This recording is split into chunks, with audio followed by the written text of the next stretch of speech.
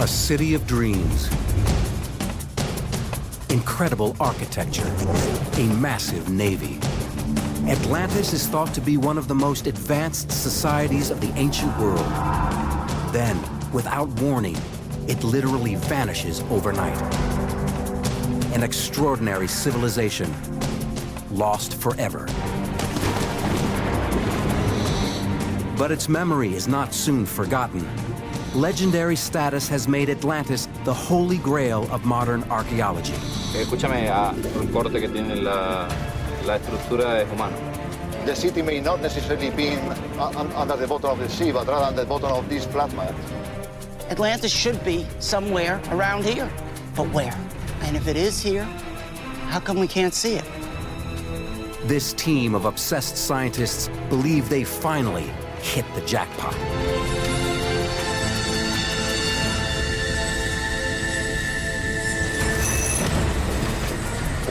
The extraordinary tale of Atlantis reaches back to the very dawn of Western civilization. This city of Atlantis is seen by many as the mother of Egypt and Mesopotamia and Israel and Europe and all the other civilizations that began in this area. And if it began here, we may be looking at the single most important site for humanity. The discovery of Atlantis would completely rewrite the early chapters of history.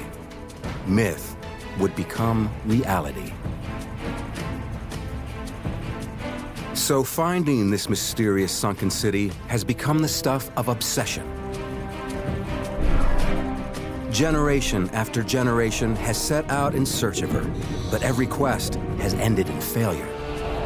Now, with the help of modern technology, one team may finally beat the odds. They're employing everything from satellite photography to ground-penetrating radar to underwater archaeology in a passionate bid to find the sunken city. But does Atlantis even exist?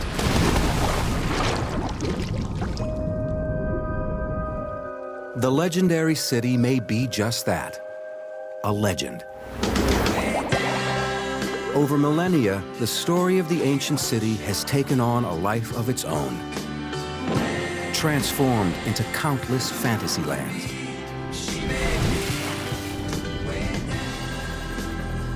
To separate fact from fiction, any search for Atlantis must begin with the original source material, and Angela Hobbs knows just where to look. All we know about Atlantis comes from a few pages of the book that I'm holding in my hands, written by the Greek philosopher Plato. He is the gold standard. There is no other ancient source for the myth of Atlantis. This is it. The records speak of a vast power that sprang forth from beyond, from the Atlantic Ocean. For at that time, this ocean was passable, since it had an island in it in front of the strait that you people say you call the Pillars of Heracles. Plato's descriptions of Atlantis are incredibly intricate. His writings provide any Atlantis seeker a detailed roadmap. According to Plato, Atlantis was an island kingdom with land rings and circular harbors, situated just beyond the Pillars of Hercules. Many believe that the Pillars of Hercules describe the peaks that flank the entrance to the Strait of Gibraltar, the northern pillar being the Rock of Gibraltar, and the southern pillar a corresponding peak in North Africa. This leads Dr. Richard Freund to begin his search for Atlantis in southern Spain. The Pillars of Hercules was known by every single ancient writer as being located in what we call today the Straits of Gibraltar. This bay is located just beyond those ancient Pillars of Hercules. Freund focuses on the Guadalquivir River Delta and Doñana National Park. He believes a massive ancient bay once existed here in antiquity. Here we are in the largest marsh in southern Spain, hundreds of square miles. It is massive. We're talking about 40, 50 miles worth of just marsh. And archaeologists think that buried in this marsh is the lost city of Atlantis. In 1922, archaeologists George Bonser and Adolf Schulten proposed that Atlantis is hidden under these mudflats. But for decades, most scholars ignore the theory. Then, in 2004, a young German physicist named Rainer Kuhn makes headlines using satellite photography to resurrect the Bonser-Schulten theory. I am here within the mudflats of the Donana National Park. It is exactly here where I think that Plato's Atlantis was located.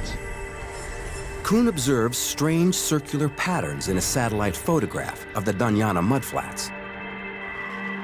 Comparing the photograph to the detailed descriptions in Plato, Kuhn becomes convinced that the lost city is here in southern Spain. In his writings, Plato describes a port city with 3 rings of concentric harbors and gives exact dimensions for each. Kuhn believes that the circular patterns he sees fit Plato's measurements. And there's more.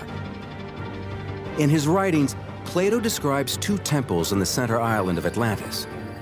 One dedicated to the god Poseidon. Within the circular patterns on the Donana mudflats, Kuhn finds a rectangular anomaly.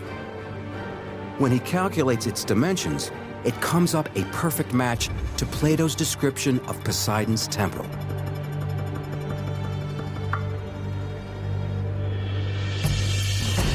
Today, Kuhn's theory has led to a full-scale expedition.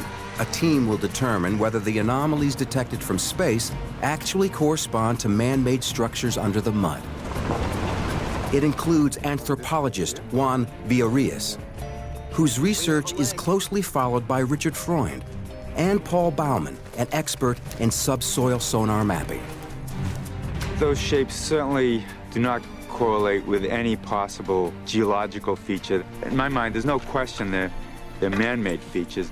One of the big circles is connected with several rectangular structures.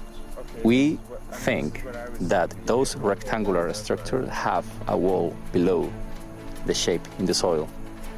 And we are trying to find if we have a building. If there is a building, or any other artifact deep beneath this mud, it could be the find of a lifetime.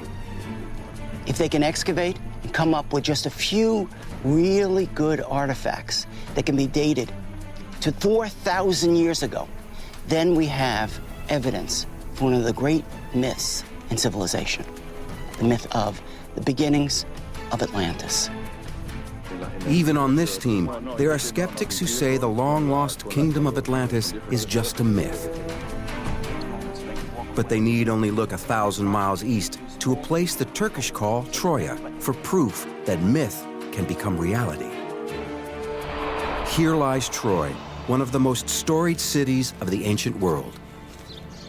So, this is the main street of the late Bronze Age citadel of Troya, dated around the 13th century BC. For years, people thought that the city of Troy was a fantasy, a made-up place described in Homer's epic poem, The Iliad. In the 3,000-year-old story, Troy is the setting for the Trojan War and the legendary Trojan horse, where the warrior Achilles fights for the beautiful daughter of Zeus, Helen of Troy. Like Atlantis, Troy was thought to be just a myth. Those who searched for it were ridiculed. There were many voices that would say that this story is pure fiction, that Troy does not exist. Then, in 1870, amateur archaeologist Heinrich Schliemann proves that Troy is a real place after all. He's able to unearth the fabled city by simply reading one of the oldest myths in Western literature as if it was fact. He used the Iliad as a tour guide. He accepted it as a direct description. Homer describes a city with steep rising walls and broad streets. Schliemann found them. The ruins here reveal a city filled with impressive architecture. Schliemann also needed to locate a city beside 2 rivers. Troy is described as a city located at the conflow of two rivers, Scamandros and Simois, which are here. Most importantly, he needed to find evidence of the Trojan War. And indeed, the archaeology here points to a bloody battle. This building was roofed with wooden beams, and we know that it ended in a fire because the beams were charred. And if there was a Trojan War, this is the best evidence that we have. For those searching for Atlantis, Troy is an inspiration, proving that myth and fact are sometimes one and the same. When Schliemann came here, he was successful. He excavated an archaeological site that everybody agrees nowadays is the site of Troia. He wanted to solve an archaeological problem, and he did. Now, the team in Spain is taking an even bigger gamble, and no one knows if they'll be as lucky. This rich and strange marshland on the Spanish coast is part of a protected park called Doñana. In ancient times, this area of southern Spain was underwater, and the Doñana Park was essentially a large bay. In the bay, they were created over a long period of time massive sandbars that allowed people to use these sandbars to create cities. Dr. Richard Freund believes that the famous rings of Atlantis may have existed in this bay thousands of years ago. Freund and a team of archaeologists, geologists, and anthropologists pore over satellite photos of the area. We have put different depths. They find what may be circular shadows of an ancient city. Finally, we've narrowed it down to a very specific location around this mysterious circle in the midst of the swamp. But in order to pick the best areas to investigate, the team needs better images. And a simple homemade contraption might just fit the bill. By attaching small cameras to a balloon and a kite, the team can get higher resolution images than the photographs taken from space. Yeah, there we go, so that's working. The aerial photographs we're doing today can give us the clearest images that they've ever had. Today we'll get the best photographs of this entire area with this balloon and see whether those rings really exist. We're going to lift the balloon to at least 100 meters, and then we'll probably work at different increments of elevation, 100, 150, 200, and so forth. Any patterns or anomalies in the soil that appear in these new photographs could indicate buried man-made structures. But if there was once a mighty city here, what happened to it? According to Plato's final chapter, the great city of Atlantis faced a cataclysmic disaster. Violent earthquakes are followed by great flooding, and after just one day and one night, the entire island of Atlantis sinks below the sea. In order to prove their theory, the Spanish team must find evidence of such a disaster. Dr. Juan Antonio Morales finds geological evidence of a long history of massive tsunamis hitting this coastline. Puede observarse en esta zona como el desplazamiento de algunas de estas rocas a lo largo de esta plataforma tiene decenas, incluso centenas de metros. Por lo tanto, esto sugiere el desplazamiento no a causa de un solo tsunami, sino a causa de tsunamis sucesivos. If the rings of Atlantis existed in this ancient bay and were ravaged by successive tsunamis, the city would have been torn apart or perhaps pulled into the sea. As a result, evidence of the lost civilization might not just be under the Doñana mudflats. It could be underwater, off the modern coast. So that's exactly where the team takes their search. Marine archaeologist Claudia Lozano and Morales are equipped with the latest in sonar technology.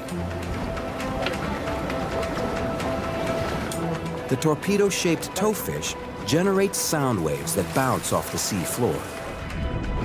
When the signals return, they're received by a computer on deck that converts the sound waves into images. Any formation that appears in the sonar imaging system is mapped and its coordinates recorded. We have seen an anomaly, which is a vertical wall. This is very different to a geological formation. magnífico. It is a vertical structure. Right now we found an anomaly that is not geological at all. It's very big, it's very high. Two walls, 1, 2, completely vertical. It's very nice. And the shape is not natural. It's attractive. Claudio and Juan Antonio locate what looks to be a large structure 39 feet below the surface. They'll have to return and dive the site.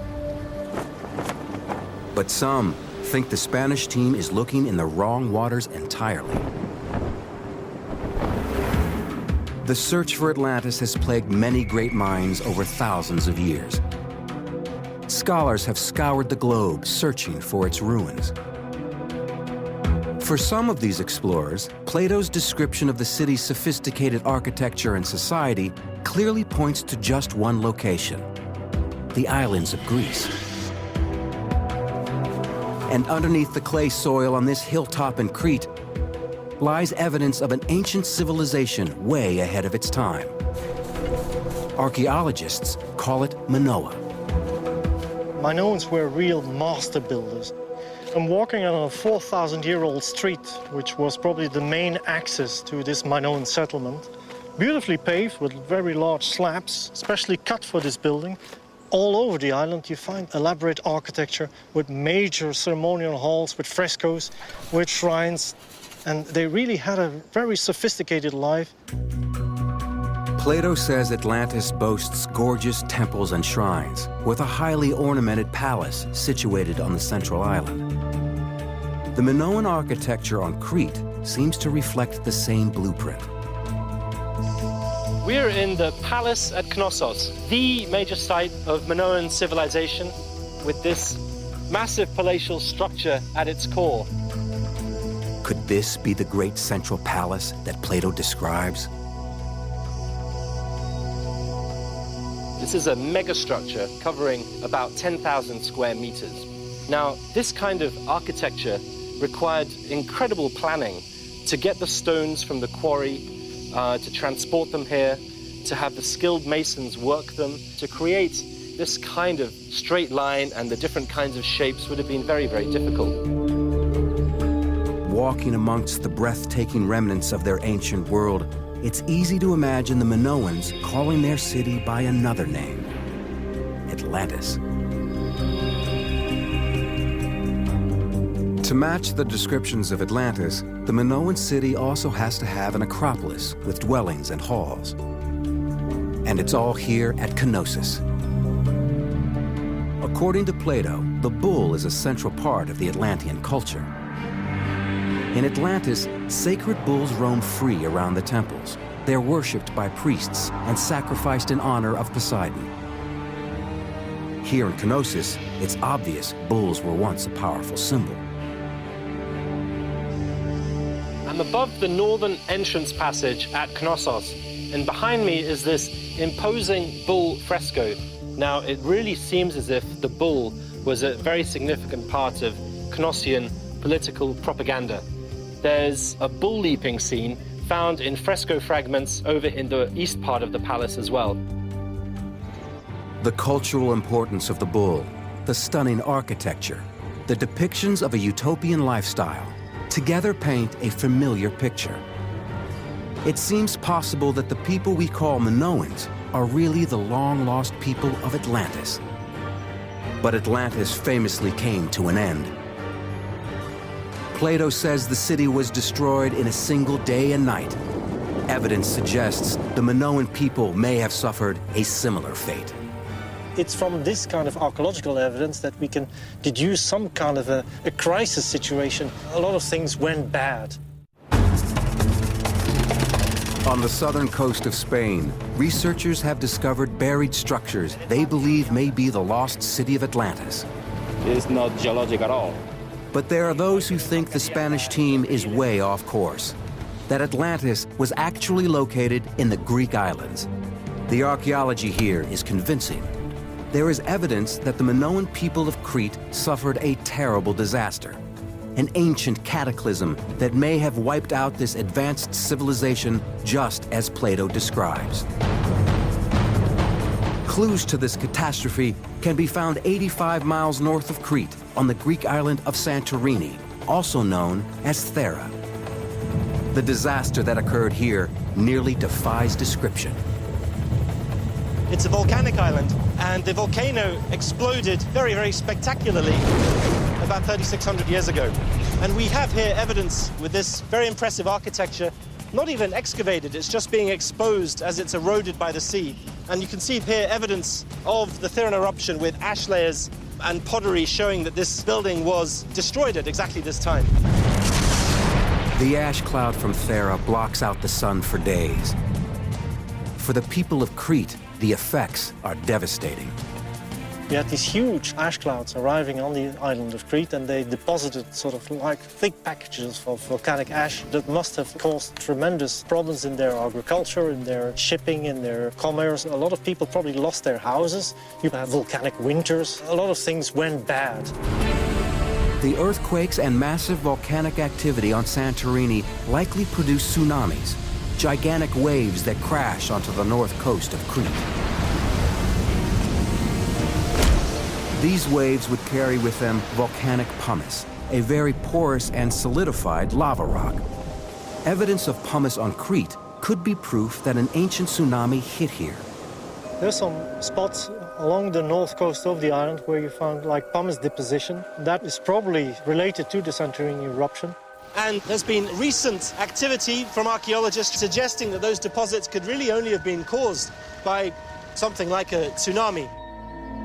Minoan architecture, temples, art, culture. It's all wiped out by one of the most powerful eruptions in human history.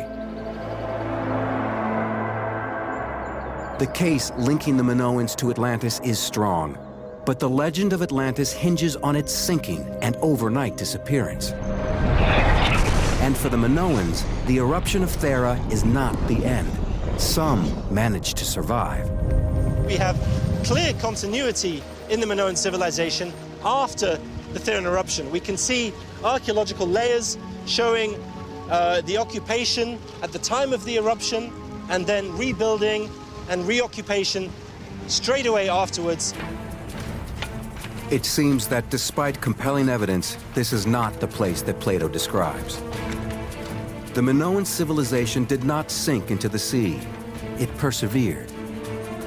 Ultimately, this triumphant story of survival is the greatest evidence against the theory.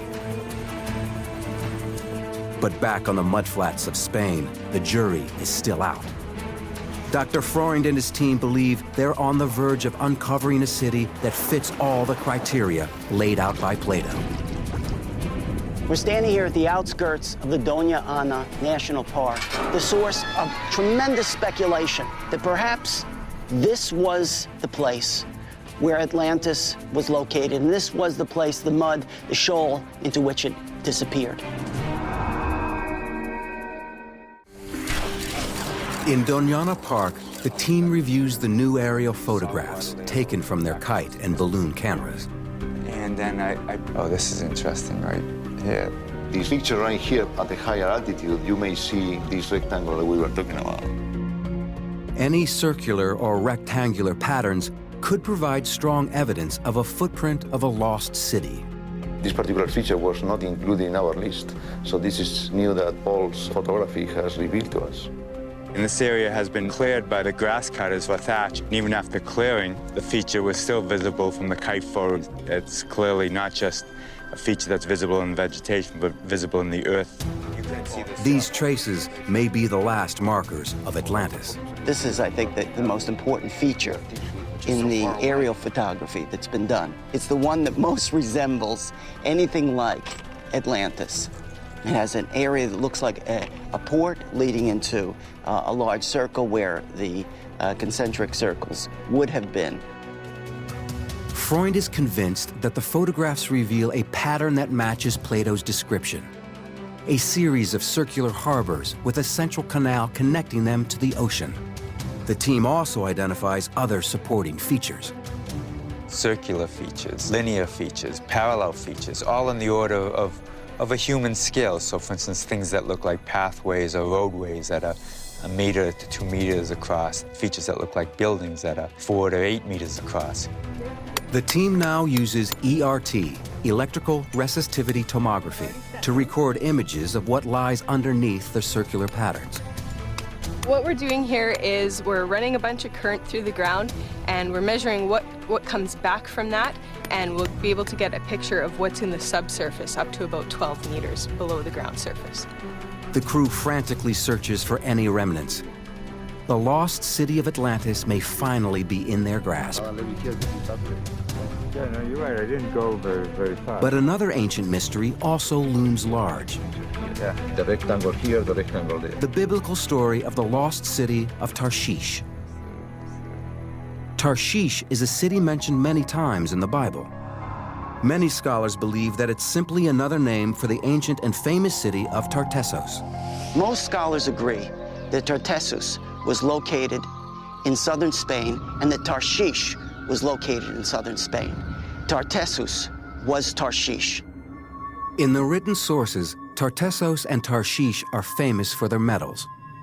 Trade ships would travel for years from as far away as the Middle East to fill their holds. But Tartessos and Tarshish abruptly disappear from the historical and biblical records. It's as if the cities suddenly ceased to exist. Freund believes that's because in ancient days, Tartessos and Tarshish went by another name, Atlantis. We have two remarkably similar stories being told in antiquity. The story of Tarshish in the Bible and the story of Atlantis in Plato and Roman sources. In the story of Plato, Atlantis is a port city located on an island at the far end of the known world, where deep water ships would come, taking 3 years to arrive at the end of their journey. In the Bible, Tarshish was that city that may have been built on an island, a deep water port, at the end of the known world for the Bible, and it was a place that took 3 years, according to the Book of Chronicles, for them to arrive at the end of their journey. Tartessos is Tarshish is Atlantis. It's an interesting theory. Each city is documented as a famous port that mysteriously disappears from the written record. And the similarities don't end there. Each of the three cities is said to have great mineral wealth, with access to massive amounts of gold, silver, or copper. Plato certainly does talk about mines, which the Atlanteans have access to, and one of these mines being for this probably fantastical metal called aurichalk, though some archaeologists think they know what it might be or what it might be like. All we know is that it glows like fire. Scholars translate aurichalk as mountain copper. Today, just upriver from the Doñana mudflats, the hills shadowing the Rio Tinto are mined for gold, silver, and copper. And there's evidence to suggest there's been mining here for over 5,000 years. The mudflats' proximity to these deposits of valuable ore make any ancient city located here a strong candidate for Atlantis. It's just one more clue that points to the coast of southern Spain as the best location for the lost city. But the only way to know for sure is to get a closer look. The anomalies we have seen and the structures are completely square. This is curious because these four are forming a line 2 meters high. For me, it's the most interesting zone in this area. My best option is go there to dive.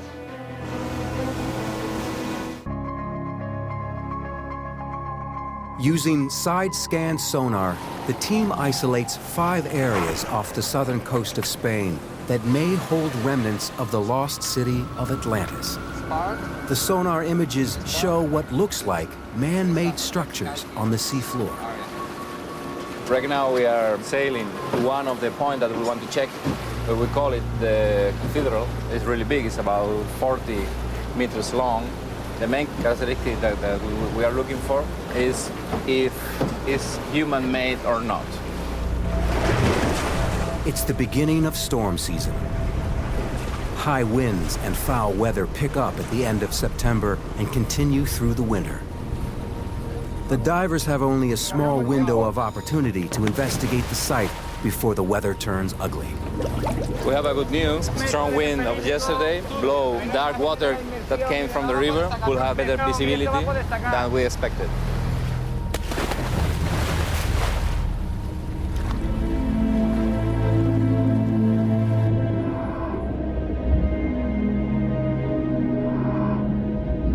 Nearly 39 feet below the surface, the divers discover some unusual formations.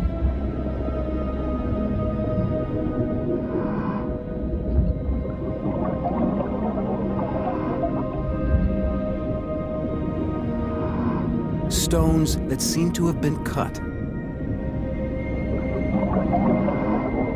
Maybe by the men of Atlantis. These stones may have once been part of the great city walls that Plato describes. Man-made, yeah. It's too perfect to be casual. Huh? Take a second look, yeah.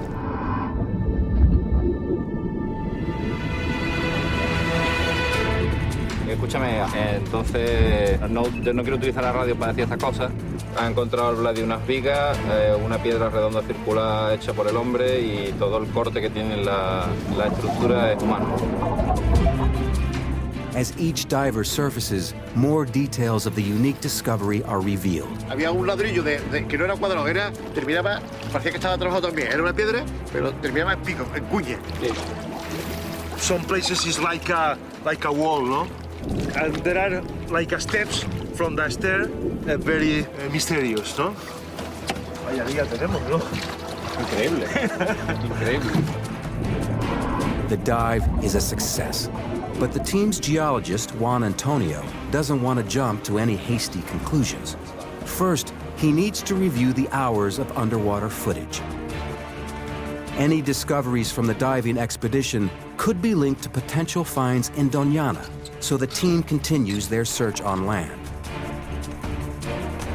Archaeologists conduct a careful survey of the surface, hunting for any cultural remains. When we're looking for Atlantis, we're not just looking for the buildings of Atlantis. What we're looking for is the culture of Atlantis. We may not find all of the contours of the city. You could find a wall, you can find two walls, you can find rectangles. It still doesn't connect it directly with the ancient Near East and all of the great civilization from the Aegean through the Mediterranean. But every once in a while in archaeology, you come upon a smoking gun, something that connects all the dots for you.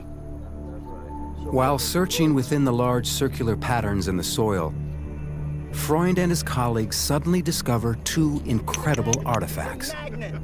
He's a magnet, but look at that, look at that. Oh my gosh, people wait a whole career to find one of these little figurines, and to find two, and just magnificent. It's an ancient statuette, probably at least 2,000 years old. She is one of the most spectacular kinds of goddesses. Is she Astarte or Ishtar? If they are Astarte or Ishtar, it would make them Bronze Age icons, dating as far back as 4,000 years. The beautiful figures may represent a direct connection between this area and the great civilizations of the ancient world. From the ancient Near East, through the Aegean, to the Mediterranean. And those two small figurines can connect it. Because if we find the culture that fits into that context, then we found Atlantis. Meanwhile, now back on land, Claudio, Juan Antonio, and the team of divers carefully review their footage, analyzing what seems to be the ruins of a man-made structure. Yo veo aquí una superficie que parece el techo de un bloque. Imagínate que eso fuera una pared, un bloque hecho por el hombre. Parece un muro. Pero yo veo dentro de la piedra y veo líneas. Yo no veo un muro, yo veo un estrato diaclasado. Este diaclasado corresponde a esfuerzos regionales y seguro, vamos, yo apostaría que es geológico. Yo no puedo afirmarlo con rotundidad, pero me cuesta creerlo, ¿no? Me cuesta verlo. Parece que pueda ser una formación natural que haya sido modificada. Parece que el hombre ha hecho algo ahí. Que alguien aprovechara esta piedra que se la encuentra rota para construir un muro, puede ser. Each stone raises new questions. Although they appear to have been formed geologically, it's possible they were later used as building materials. Es completamente nuevo. Cuando analizamos yacimientos del entorno de Doñana, vemos que muchas de estas rocas y de rocas de otro tipo cuadrangulares han sido reutilizadas en la construcción. If the stones were transported and used as building blocks, the most likely location for a construction site is under the Doñana mudflats. For 3 days now, the team has been conducting advanced imaging across the geometric patterns first seen in the aerial photographs. Let's get Juan over here. Just look, let him look at this. This is the big circle. Any structures below the soil will show up as distinct breaks in the so-called density and conductivity graph. If there are evenly spaced breaks that match the circular patterns on the surface, it will be strong evidence that there are buried structures under the mud that could be the city of Atlantis. Okay, so here's the results of the electrical imaging across the large circle that's particularly reminiscent of Plato's description of Atlantis. The section's 160 meters long and 12 meters deep. We have breaks here and breaks again at 60 meters. 60 meters. The results look positive. The images show breaks consistent with the circular patterns seen from above. In my view, the pattern of resistivity to electricity matches the pictures, matches the shape of the borders of the features. We can explain the circles because they really are there. There is some kind of representation in the soil. It look like this. If a city was suddenly buried here, all of the organic material associated with that civilization would also be trapped. Over the centuries, this material would decompose and produce gas. While retrieving core samples, the team taps into just that. But isn't this the most exciting feature? We have a mysterious methane layer that could indicate flora and fauna and human activity that were sealed in one single layer in a catastrophic event. Freund is feeling optimistic. Early lab results from the finds at the Doñana mudflats are in, and so far, they look positive. Carbon-14 dating has told us that artifacts found inside of the marsh go from the period of 5,000 BCE all the way down to approximately 2000 BCE. We have a coring that tells us there was a deep water port that continued into the center of this marsh. Electrical resistivity tomography identifies that there were actual signatures of walls that were located below the surface. And we have a mysterious methane layer that was sealed about 6 to 9 meters below the surface. It goes down deep. What is it? It must be about 5 meters? No. Methane is created by the decomposition of organic matter. If the entire Atlantis civilization was suddenly buried, it could create a huge deposit of trapped methane, like the one found by the research team. Although other explanations for the gas are possible, its unique location, coupled with the history of tsunamis on this coast, together make a strong case that a tsunami crashed onto this site and buried a city. The surrounding flora, fauna, and people would have all died. The researchers are anxious to excavate, but there's groundwater right below the surface, and that poses serious problems. Going deeper than 7 meters is technically very complex and very expensive. Yeah. It could be years before anything is unearthed here. But further inland, other Spanish archaeologists have recently made a discovery that could lend further evidence to the Doñana theory and point the way to Atlantis. This is Concho-Ruano, one of the greatest archaeological discoveries of the 20th century. In the 1970s and 1980s, archaeologists discovered a series of different villages that preserved Tartessan culture. This Tartessan culture was so different than all the other culture around it. It was the culture of the South. Freund believes Tartessan culture was really Atlantean culture. But these 2,500-year-old ruins are 125 miles from the coast, a long way from home. Why did they come here? Some cataclysmic event on the coast pushed them out of their homes in the 9th century. Freund believes this place is not the remains of a once bustling village. Rather, it's a memorial to the lost kingdom of Atlantis. He calls it a ritual city and says that this site is actually a miniature replica of Atlantis, built in homage.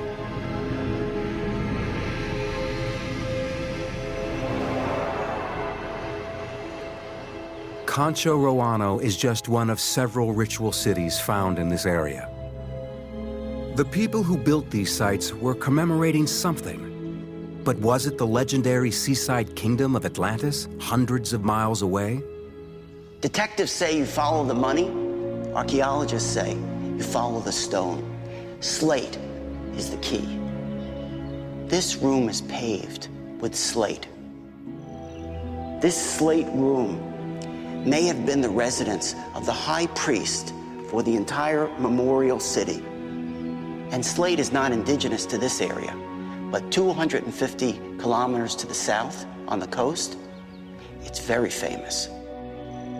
The people would have brought slate all the way up to this Concho Roano site. Freund believes the slate in the temple connects this inland site with the coastal city of Atlantis. On its own, it's not enough to establish a solid link. But there's something else. It was an altar. A secret symbol that helps make his case. Another clue is the Holy of Holies. Located at the center of the entire city, just like Poseidon's temple that's mentioned in the writings of Plato, this was the place where the most sacred rituals would take place. Sacrificing of animals. Ritual objects were found here. Gold and silver, bronze. According to Plato, the story of Atlantis came down to him from the Greek legislator Solon, who heard it from the priests of ancient Egypt. It seems the Egyptians had direct contact with the Atlanteans. And in the most holy space of Concho Roano, there's a 3,500-year-old Egyptian symbol. In this place, in the center, was found a symbol that goes back to the pharaoh Ahmose in the 16th century BCE. It's a symbol of holy metallurgy. This symbol links the site to the metalworkers so revered by the ancient pharaohs. In the historical record, there are 3 cities famous throughout the world for their mastery of metals: Tarshish, Tartessos, and Atlantis. This symbol could connect this place to all of them, and may be the ultimate proof that the 3 cities were one and the same.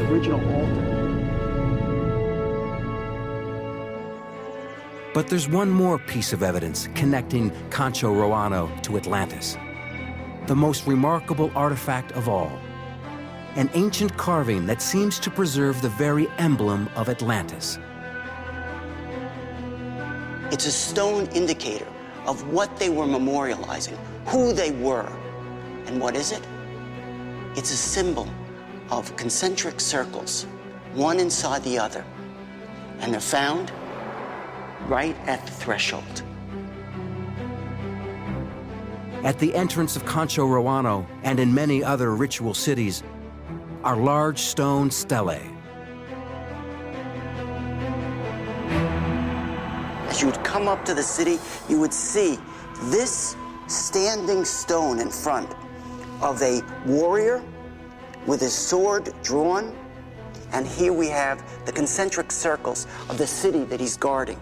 This signpost points to a city with one entrance in, and coming out. And in the center, the same thing that Plato is describing in Atlantis, central shrine of Poseidon. It's their memory of the past. And the symbols that we find on this is the way they remember Atlantis.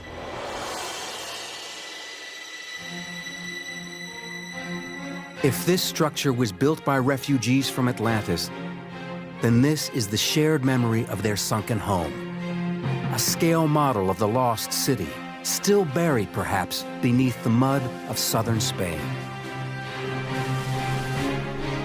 In a deserted patch of marshland may lie the secret that explorers have been seeking for more than 2,000 years. Advanced imaging technology has detected circular patterns like those described by Plato. The same design that's repeated on a 2,500-year-old memorial. And new science seems to have revealed a guarded island city of circular canals with a central shrine and a waterway that leads to its heart. Maybe this is where our civilization was born, home to an ancient and advanced people, a culture of extraordinary achievement. Perhaps submerged beneath this ground is the place we call Atlantis.